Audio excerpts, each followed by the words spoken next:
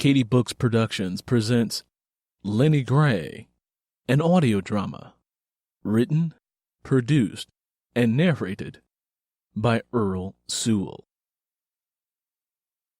Previously on Lennie Gray. Lennie Gray was sweaty and tired from all the pushing and bearing down she had already been doing, but she took a hold of Miss Lucy's hand and screamed and pushed some more for what seemed like an eternity. Finally, she heard Ida say, "I got her. Oh, you done had a pretty baby girl." "Let me see her."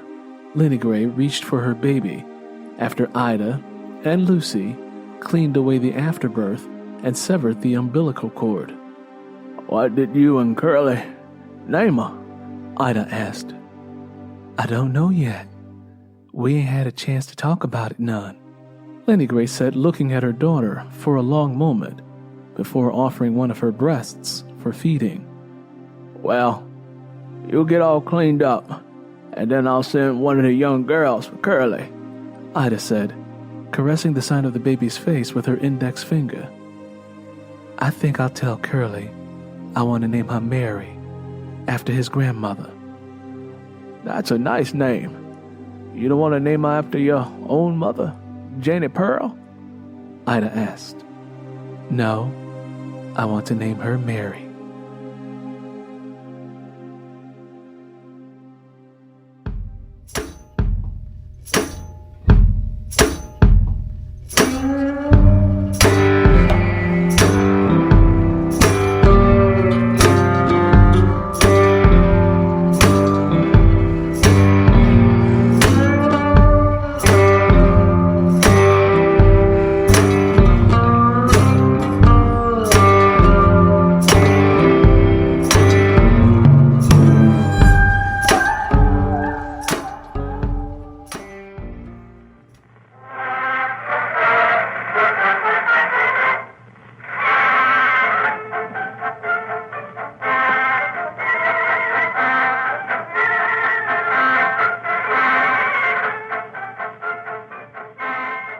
The war in Europe was over, and soldiers were returning home to go on with their lives. When they returned home, they discovered that government spending on military arms was winding down, and competition for jobs was fierce. For the first time, white men had to compete with black men for factory jobs.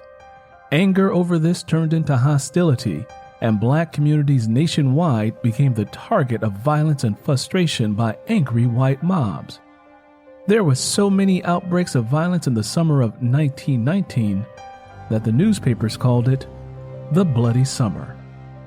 The shock of the Bloody Summer reached the citizens of Tallahatchie County in late September when the news of the murder of Will Brown, one of its former citizens, hit the community like a thunderbolt.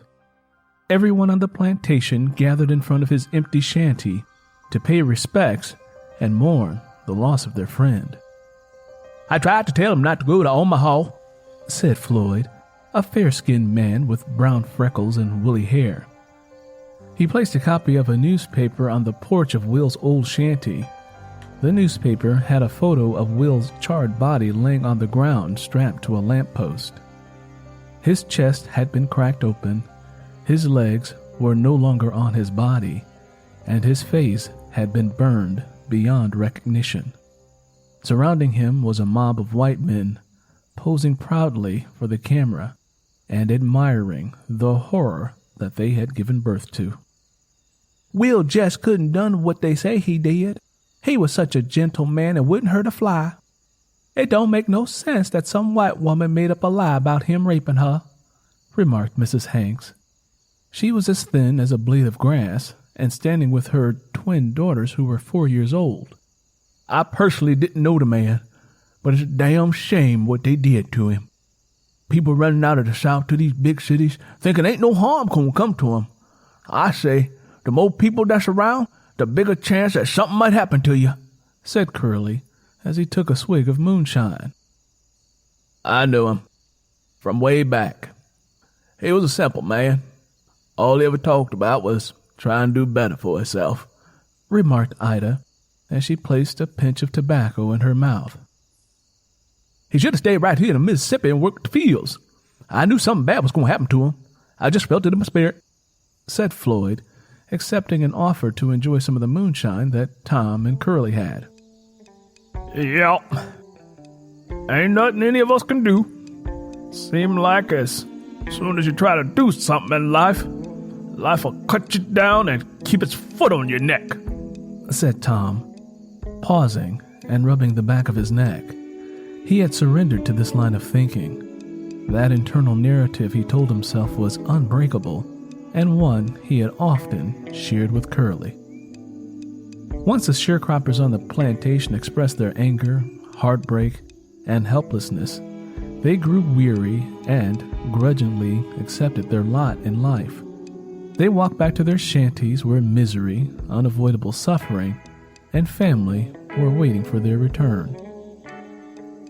The following day, once the sun disappeared and people began heading back from the field, Lennie Gray decided that her hair, which was bundled in a headscarf, needed washing because of the heavy sweating she'd done from hard labor and the odor that followed.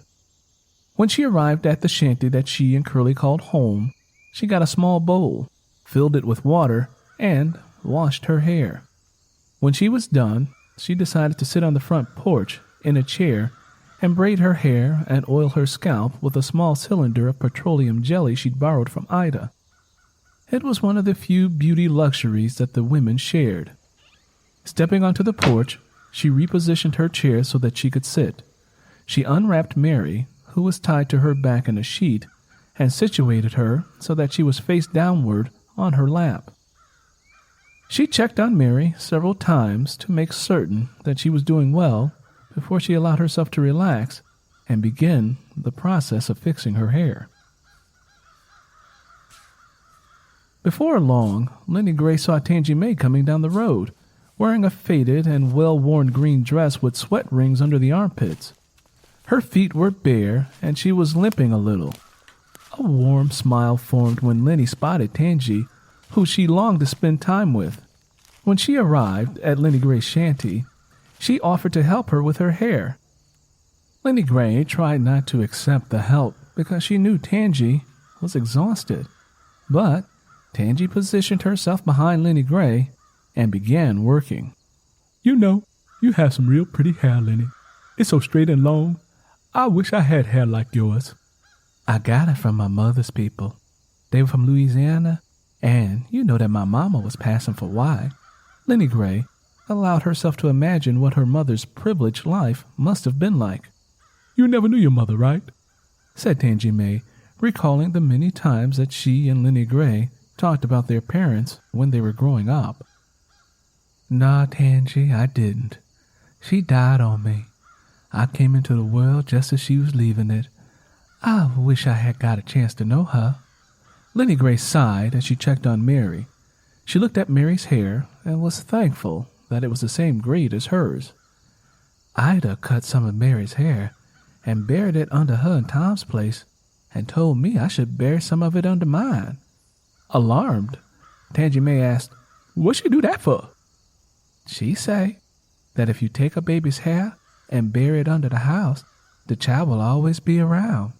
She say that the child will never leave its people, and that's important, especially when folks start getting on up in age and need the youngins to help take care of them. She also said that when you bury their hair, it will keep bad spirits from harming them." You think something like that works?" Shrugging her shoulders, Lennie Gray said, "I don't rightly know. Since I ain't never know my ma or grandma, ain't nobody ever told me nothing like that, at least not until Ida did. So, she believe in it, so I guess it works." Well, when I have me some children, I don't want them to be stuck like that, Lennie. I've been hearing things about big cities up north that would just make your heart fly as high as the sun." "What are you talking about, Tangy? Who you been letting get inside your ears?" Lennie Gray asked, glancing over her left shoulder and up at Tangy Mae. "I hear people talking in the fields.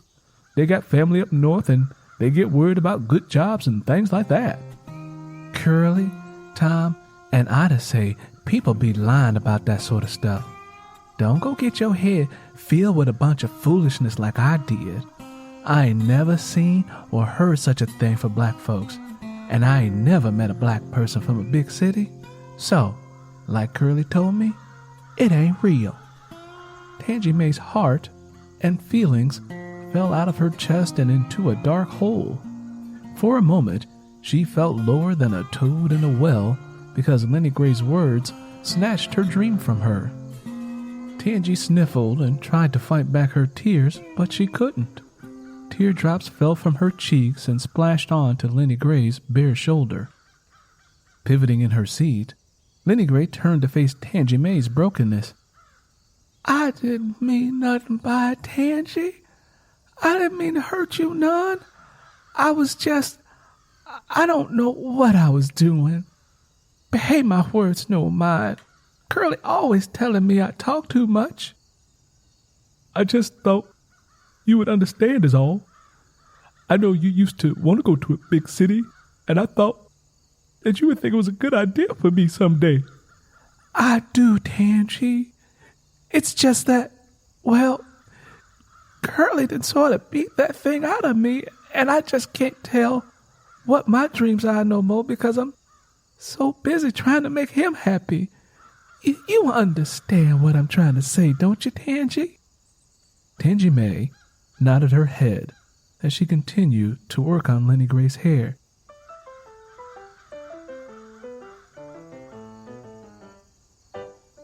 If you can make it to a big city, Tangy, I want you to go. Then you can come back and tell me all about it. Okay, whispered Tangy Mae, but could not bring herself to stop shedding tears for several moments. After a long while, Lennie Gray pushed aside the silence between them. Tangy, Lennie Gray spoke gently. Did you know that Mary is the woman who gave birth to Jesus? Yeah, I know that. Why are you asking me that question?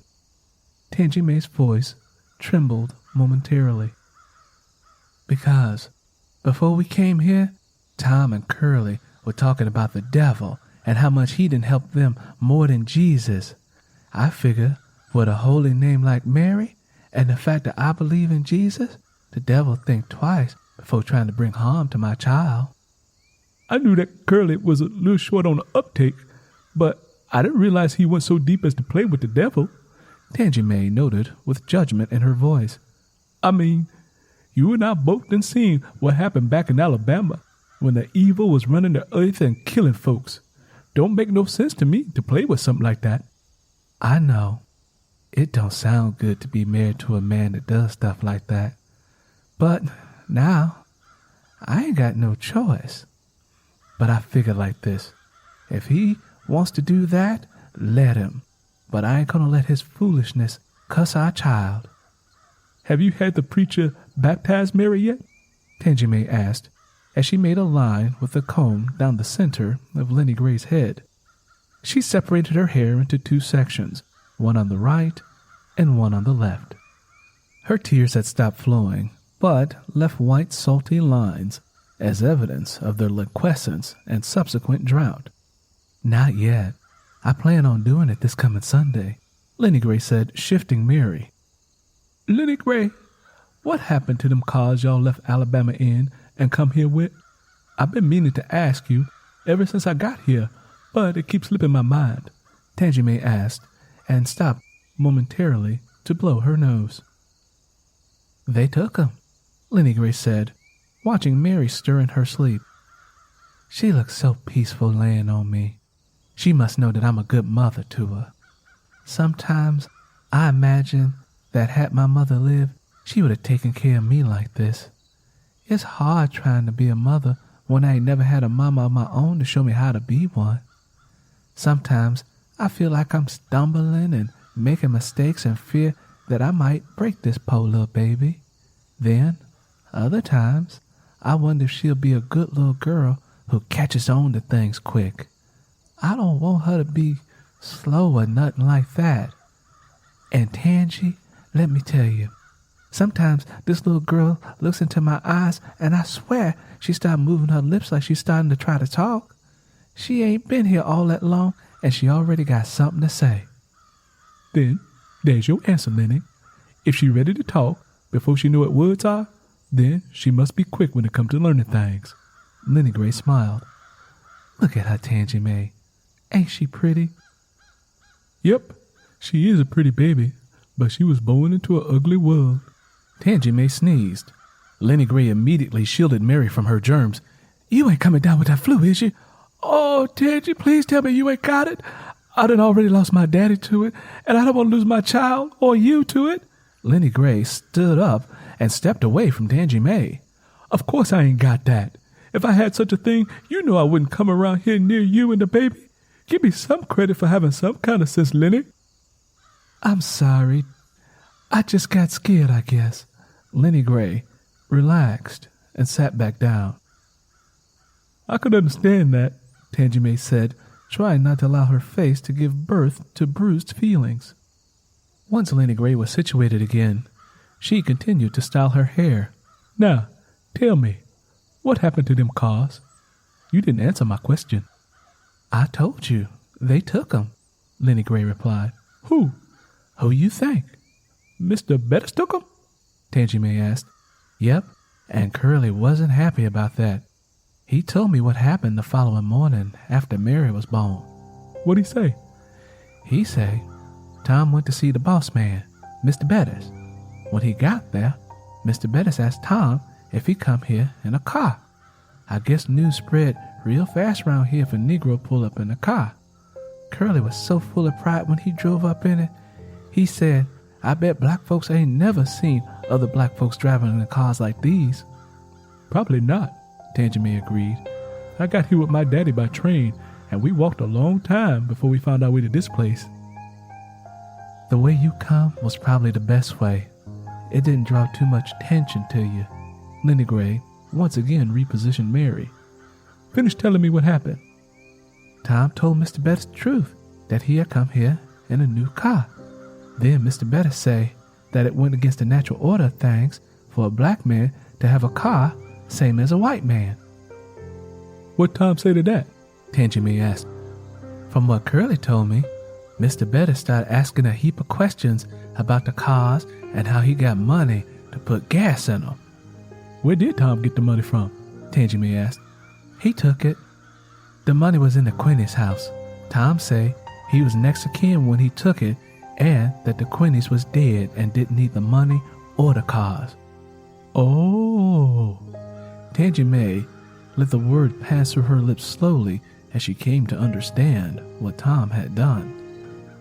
Tom told Curly that Mr. Bettis say he would let him stay and work for him, but he couldn't offer him any kind of protection. Mr. Bettis say that white people around here will get mighty mad when they see a black man driving a car and will complain to his brother, who's the sheriff. Mr. Bettis say that the sheriff might get the idea in his head that the cars was stolen. If that happened, everybody would be arrested and had to go before the county prosecutor, who is Mr. Bettis' cousin. Then, Mr. Bettis asked Tom if he had something called a bill of sale for the cars to prove that they was legally his.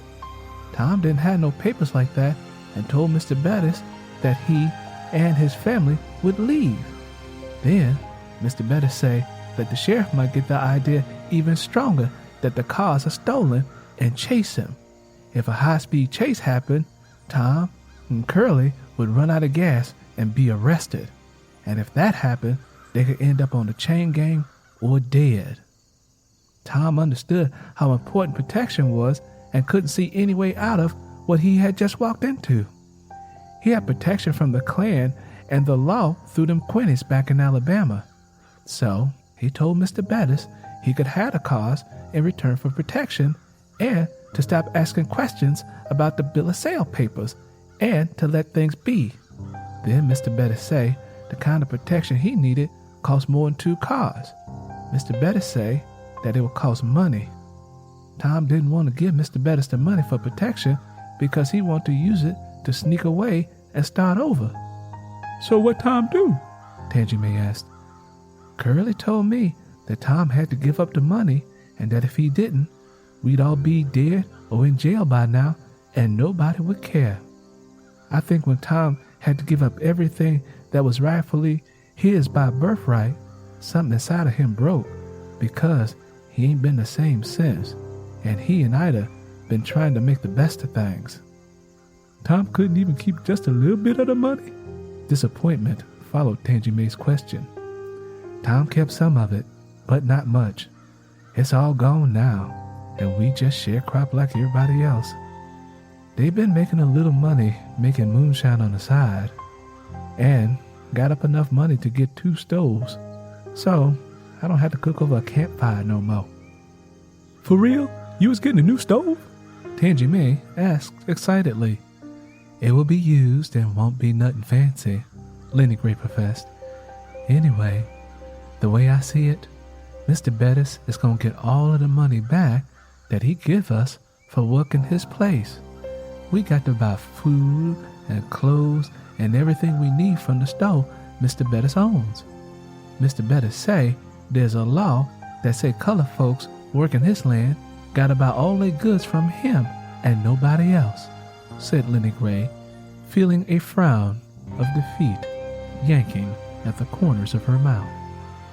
I just don't understand why black folks can't have nothing in this here world, Tangy Mae remarked as she continued braiding. Curly say he gonna start talking to the devil more often and ask him for help. Curly shouldn't fool with no stuff like that.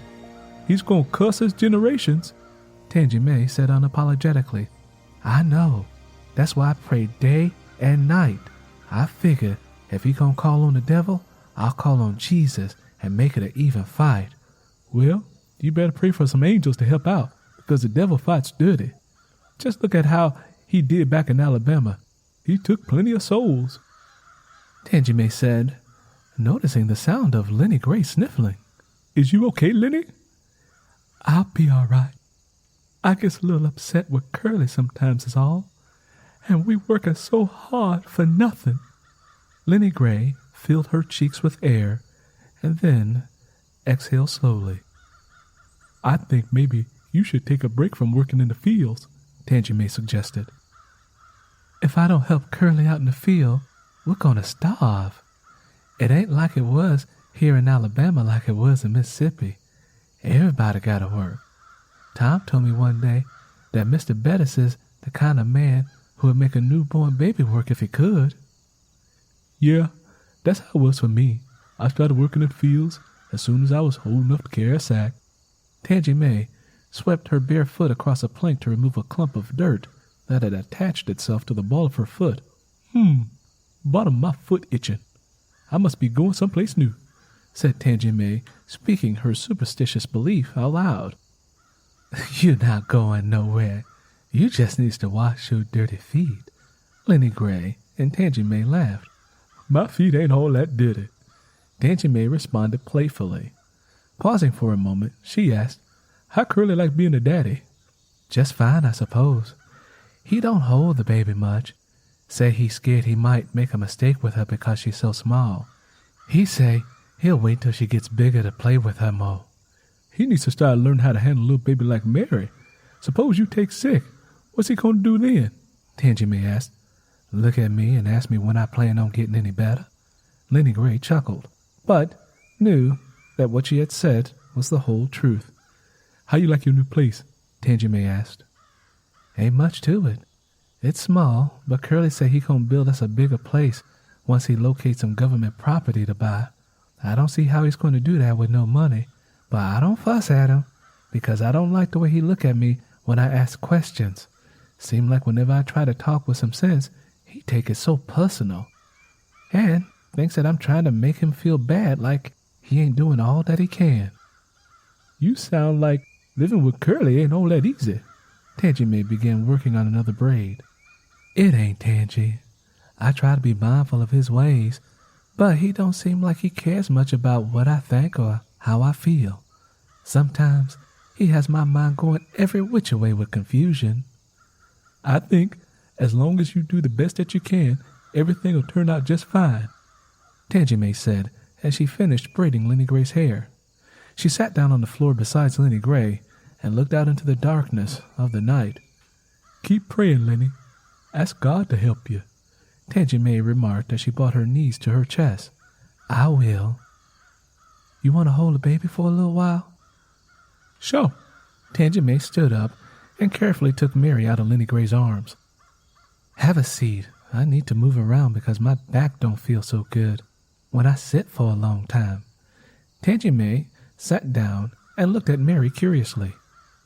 I didn't want to come here, Lennie Gray spoke softly. You didn't? Tangy Mae said as she counted Mary's fingers. Nah, Lennie Gray said. I wanted to keep moving until we got up north. I ain't said nothing to Curly or Tom, but had we kept going until we got up north, we would still have the cars. We could have slept in them until we found a place to live.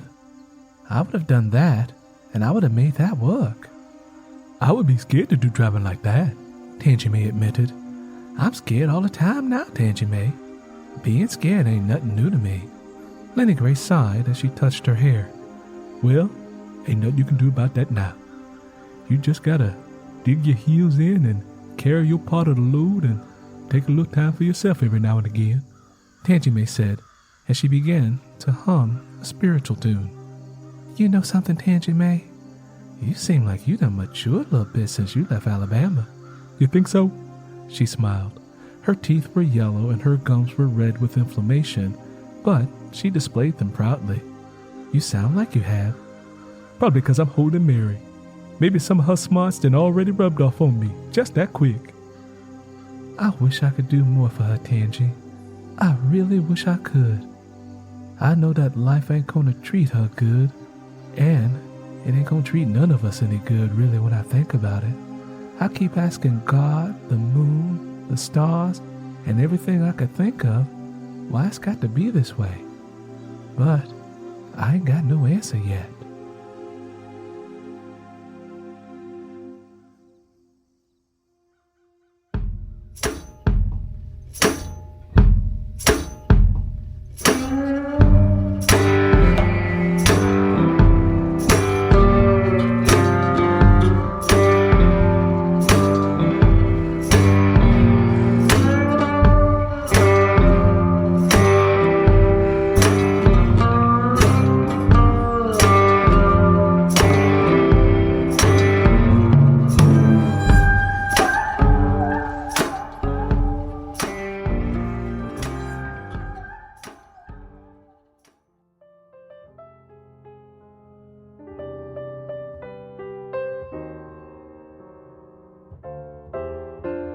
Hello, everybody. This is Earl Sewell, author, creator, and narrator of the podcast called Lennie Gray.